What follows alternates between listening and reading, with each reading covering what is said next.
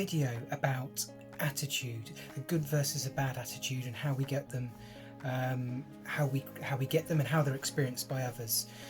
This is something that's been a video I wanted to do because when I was younger, I think it was definitely the feedback I got was I had a bad attitude, and I was constantly getting that feedback, and I never knew what it meant. You know, when people, because it was so vague and so what does it mean, you know, and how do I change it?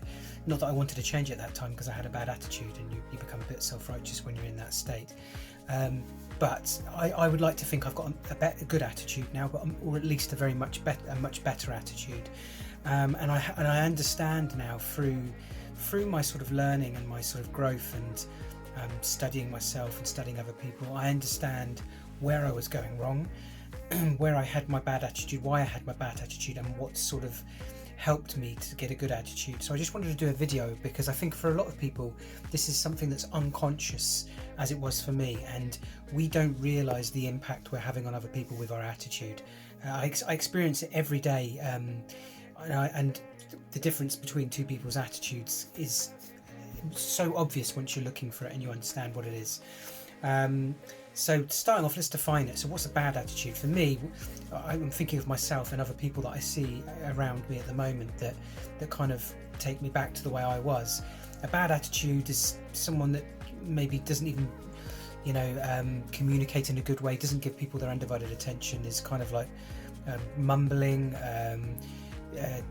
isn't really trying to make a good impression on someone they're communicating with, doesn't really have any sort of care or consideration for other people, and that's personified in the way they act. Now, I remember when I was younger, it was, and I hear it a lot in sort of other people, they say, well, I haven't said anything, I've not said anything. But you can sit there and stew and completely drag down the whole room. I had a friend when I came out, and I was talking to a friend about my transformation, my inner transformation more than my outer transformation. And he said that at certain times, not all the time, but certain times, I could completely suck out the energy of the room. And when I think back, it's because I wasn't getting my way. I was unhappy about my life, and I didn't care about what anyone else was feeling or thinking. I had no consideration for anyone else because I thought, these are my friends. I don't care. I want this, and so you become very selfish, and very sort of self-absorbed. And I think, well, how did I get that way? Because I've always been concerned about other people, but I suppose when I was in a very, very bad place in my mind. I wasn't conscious of it. I didn't like myself. I didn't like that I'd had all this secret life, and I thought to myself, you probably wouldn't. The inner dialogue was probably, you know, these people wouldn't like me anyway, so why do I need to try with you? And the thing is, when we have these kind of inner conversations with ourselves, we don't think anyone notices it because they can't hear the words coming from our lips, but it comes across in an attitude. And this is what people used to say about me: you've got a bad attitude. And the bad attitude was because I didn't like myself, and I didn't like the world, and I didn't feel like I had to try, because I thought, well, the world's not done anything for me, so why am I going to do anything for the world? And the problem with that is you alienate yourself from other people, and you're dragging other people down. So not only are you unhappy, you're making other people unhappy as well. So it's hard enough dealing now. When I think back about it, I was already unhappy, but I was also making other people unhappy just because of my presence. Misery loves company is the saying, obviously. So now I'd like to think I've got a good attitude, and it's because I've understood that. I think the breaking point was working on myself and understanding that when you're happy in yourself, and how did I get to being happy myself? Studying self-improvement books, getting rid of some of the nonsensical beliefs I had about myself that caused me to dislike myself, and in turn dislike the world. And when you learn to like yourself more, you then find yourself liking other people. You don't find yourself being so critical of other people and wanting to tear and find holes in people's arguments, or you feel like you don't feel like you have to be right because you're happy and you understand that maybe someone's going through something themselves, so you give them some slack. And that's, for me, what a good attitude is: someone that smiles, someone that's lovely to be around.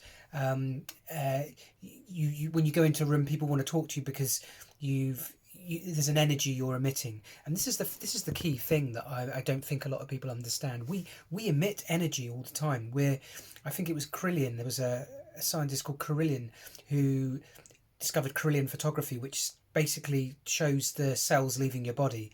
And this is basically an energy field we have around us. And this is why sometimes when you might get into someone's energy field, you might go, oh God, and you might find it a bit disconcerting. And other people, when you're around them, particularly when people you're in love with or people you're close to, it's great to be in their energy. You want to hug them because you get their energy.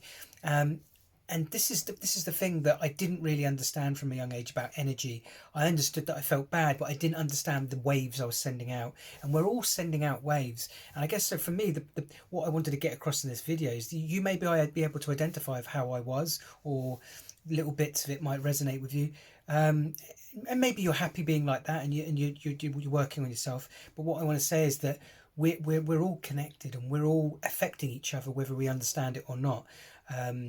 We don't have to say anything. You can walk into a room and say nothing, and everyone can feel something of your presence. So I think that we're only here for a very, very short period of time. 100 years if you're very lucky, 75 years, I think 75 to 80 is the average. Why not leave the place better than when you left? Leave the place better than when you arrived.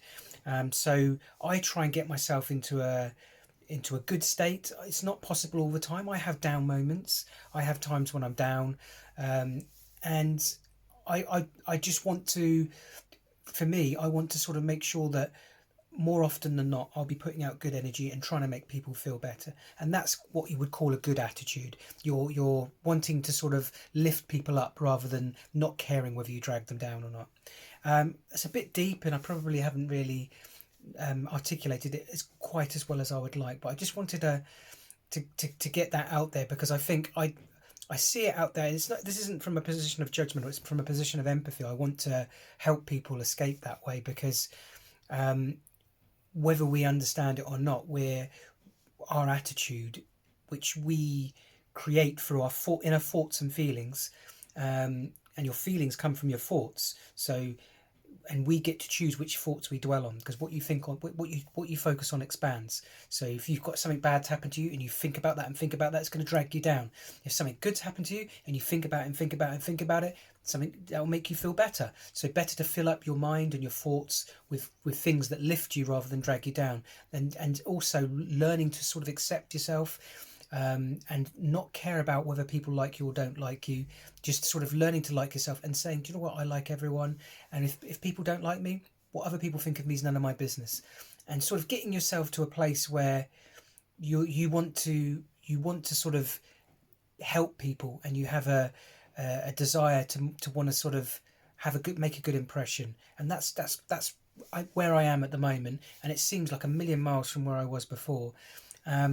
And I'm so glad. I wish I'd understood these concepts at an earlier age. Maybe I wouldn't have got it straight away, because it's taken years to get to this point. But at least I could have started realising, oh damn, it's because I'm thinking this, and this, that this is happening to me. And the effect is this. I'm causing all this. Because if we walked around and we were causing chaos everywhere, say we were walking into a room and things were exploding around us, and it's because we were feeling a certain way, we wouldn't want to do that, because we don't want to cause chaos. And we're doing it in a way with our attitudes, and we're dragging people down left, right, and centre. And so, first of all, it's important to get yourself for yourself, really, but then also realising that we're impacting other people and they're impacting us. So, getting a good attitude is one of the most important things that I've sort of achieved in my life. Obviously, it's down to, it's my opinion, and it's not, other people might think otherwise, but I certainly feel like my attitudes become less grumpy, less resentful, less hate-filled, less poor old me, less the world isn't fair, me against the world, and more like, how can I make a difference? How can I make that person happy? How can I make that person smile? What joke can I say to make that person happy?